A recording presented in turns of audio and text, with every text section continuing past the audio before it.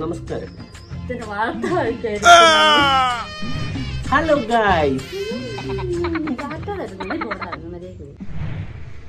Hello guys, welcome to our YouTube channel. ഇന്ന് നമ്മളുടെ first long video ആണ്.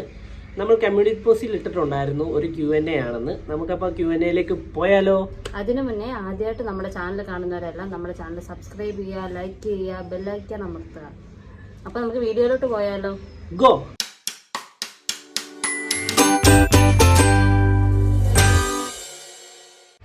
നമ്മളപ്പം Q&Aയിലേക്ക് കടക്കാൻ പോവുകയാണ്. ഫസ്റ്റ് Q&A ആണ്.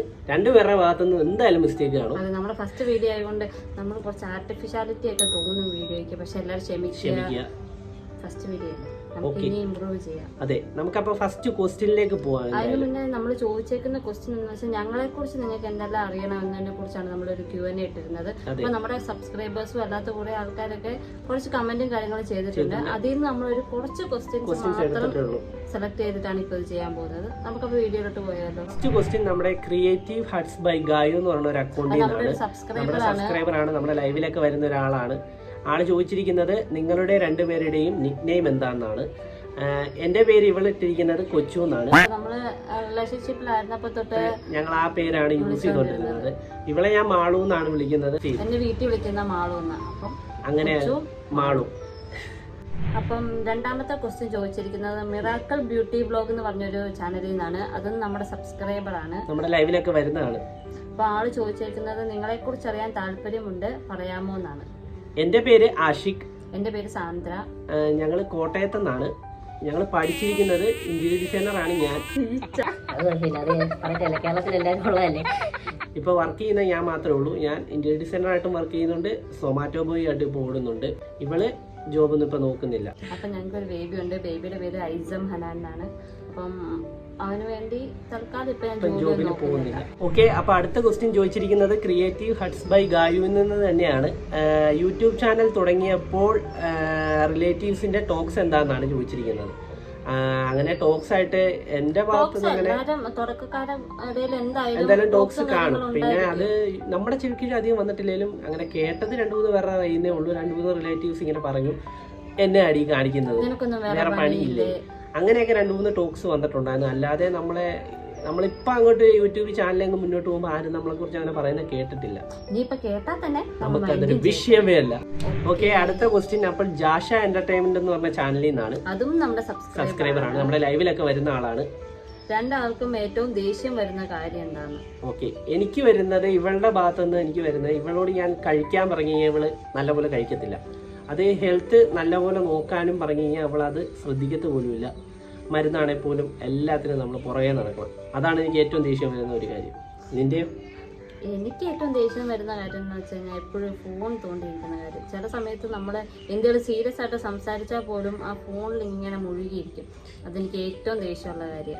ഓക്കെ, നമുക്ക് നെക്സ്റ്റ് ക്വസ്റ്റ്യൻ എടുക്കാം. വി ചിപ്പി ഫാമിലി വ്ലോഗ് എന്ന് പറഞ്ഞ ചാനലിൽ നിന്നാണ്. അത് നമ്മുടെ ലൈവിൽ വരുന്ന നമ്മളോട് സംസാരിക്കുന്ന സബ്സ്ക്രൈബർ തന്നെയാണ്. നിങ്ങളുടെ ലവ് മാരേജ് ആയിരുന്നോ? എവിടെ വെച്ച് കണ്ടു? എങ്ങനെയെല്ലാം ആയിരുന്നു എന്നറിയാൻ താല്പര്യമുണ്ട്. അപ്പൊ ഞങ്ങളുടെ ലവ് മാരേജ് ആയിരുന്നു. അതെ, ഞങ്ങൾ ഫസ്റ്റ് കണ്ടത്, ഞാൻ സത്യം പറയാം ബസ്സിൽ പോകുമ്പോഴാണ് ഇവളെ കാണുന്നത്. സ്കൂൾ ടൈമിൽ ഞാൻ 10th പഠിക്കുമ്പം ഇവള് ബസ് സ്റ്റോപ്പിൽ നിൽക്കുന്നു. ഞാൻ ബസ്സിൽ പോകുമ്പോൾ 2-3 വട്ടം നോക്കി. അപ്പൊ എനിക്ക് ഒരു ചെറിയൊരു ക്രഷ് അടിച്ചു. അങ്ങനെയാണ് ഞങ്ങൾ കാണുന്നത്. ഇവളെന്നെ നോക്കത്തില്ല എന്ന് ആദ്യം ഒന്നും, വെച്ചാണ് ഞങ്ങളുടെ ഫസ്റ്റ് മീറ്റ്.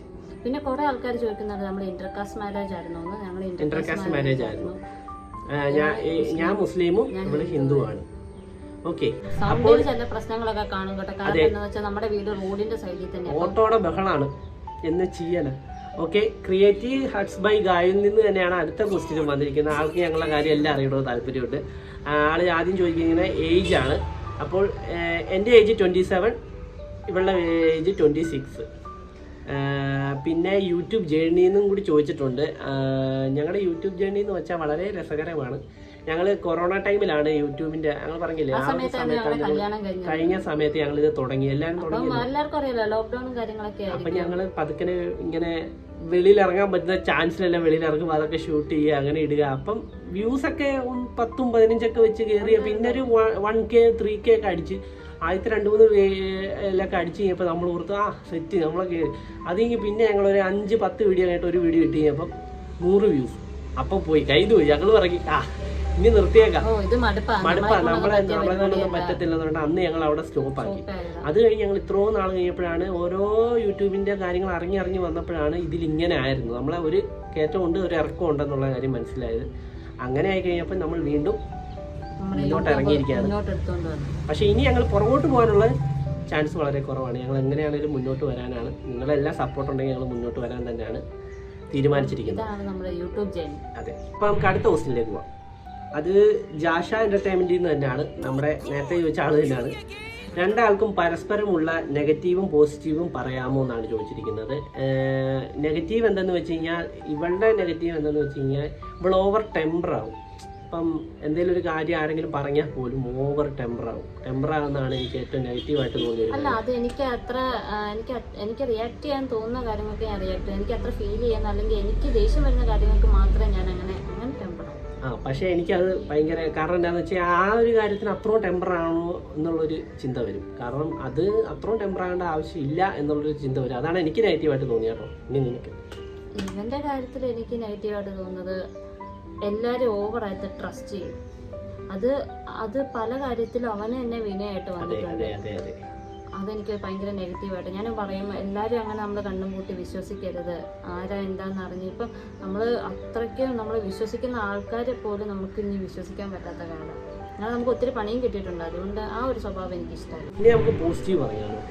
പോസിറ്റീവ് എന്തെന്ന് വെച്ച് കഴിഞ്ഞാൽ ആൾക്ക് ഭയങ്കര കെയറിങ് ആണ്, ഭയങ്കര സ്നേഹമാണ്. പിന്നെ ഫുഡ് ഉണ്ടാക്കുന്നതിൽ അടിപൊളിയാണ്. എനിക്ക് ഏറ്റവും പോസിറ്റീവായിട്ട് തോന്നിയ കാര്യങ്ങളിലൊക്കെയാണ് ഇത്.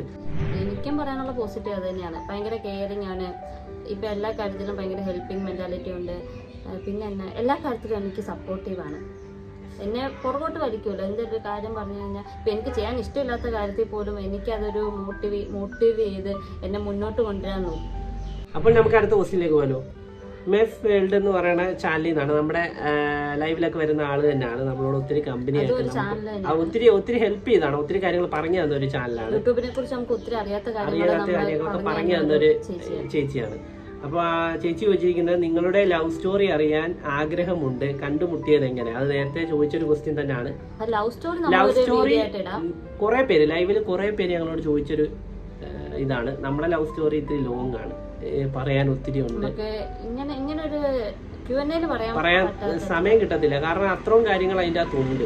അതിലങ്ങനെ കുറെ കാര്യങ്ങൾ ഞങ്ങൾക്ക് പറയാനുള്ളതുകൊണ്ട് നമുക്ക് അതൊരു വേറെ സെക്ഷനായിട്ട് ഒരു ലോങ് വീഡിയോ ആയിട്ട് പാർട്ടായിട്ട് ചെയ്യാൻ ഒരു പ്ലാൻ ഉള്ള ഒരു കാര്യമാണ്. പിന്നെ കണ്ടുമുട്ടിയത് ഞങ്ങൾ നേരത്തെ പറഞ്ഞായിരുന്നു, ഞാൻ 10th ബസ്സിൽ പോകുന്നതാണ് ഫസ്റ്റ് മീറ്റ്. ഫസ്റ്റ് ഞങ്ങൾ കാണുന്ന മീറ്റ് അല്ല, ഫസ്റ്റ് ഞാൻ ജസ്റ്റ് കാണുന്നു, അതാണ് ഞങ്ങൾ ഫസ്റ്റ് കണ്ടുമുട്ടിയത്. ഓക്കെ, നമുക്ക് അടുത്ത ക്വസ്റ്റ്യനിലേക്ക് പോയാലോ. ആഷ്ടി ഡഫോൾഡിൽസ് എന്ന് പറഞ്ഞ ഒരു അക്കൗണ്ടിൽ നിന്നാണ് പിന്നെ ക്വസ്റ്റ്യൻ വന്നിരിക്കുന്നത്. അത് നമ്മുടെ ലൈവിൽ വരാറുള്ള ഒരാൾ തന്നെയാണ്. നിങ്ങളുടെ ലവ് സ്റ്റോറി മാരേജ് അറിയാൻ താല്പര്യമുണ്ട്. ഇത് സെയിം ആണ്, എല്ലാവർക്കും ഇത് അറിയേണ്ടത്. എല്ലാവരും ഞങ്ങളോട് ഇത് തന്നെയാണ് ചോദിക്കുന്നത്. അപ്പം ഞങ്ങൾ പറഞ്ഞില്ലേ, ഇത് നമുക്കൊരു ആയിരിക്കാം.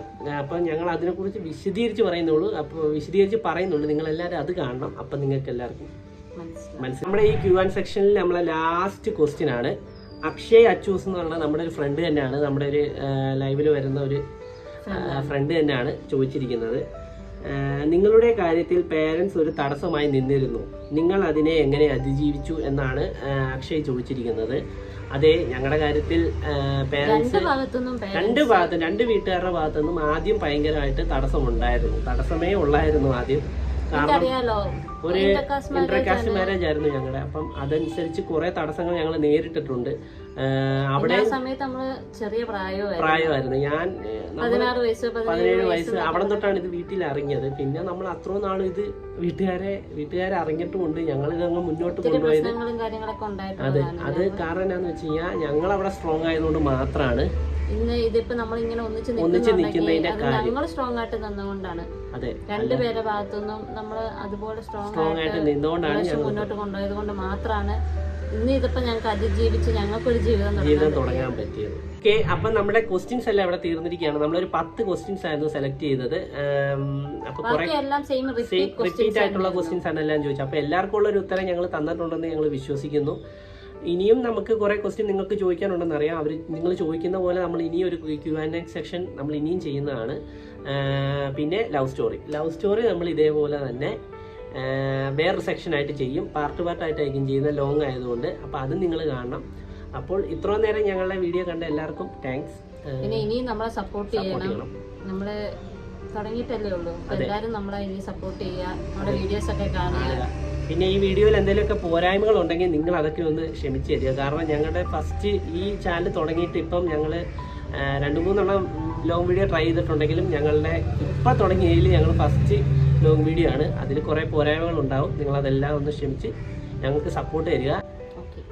ഓക്കെ, അപ്പോൾ എല്ലാവർക്കും ഒരു ബൈ.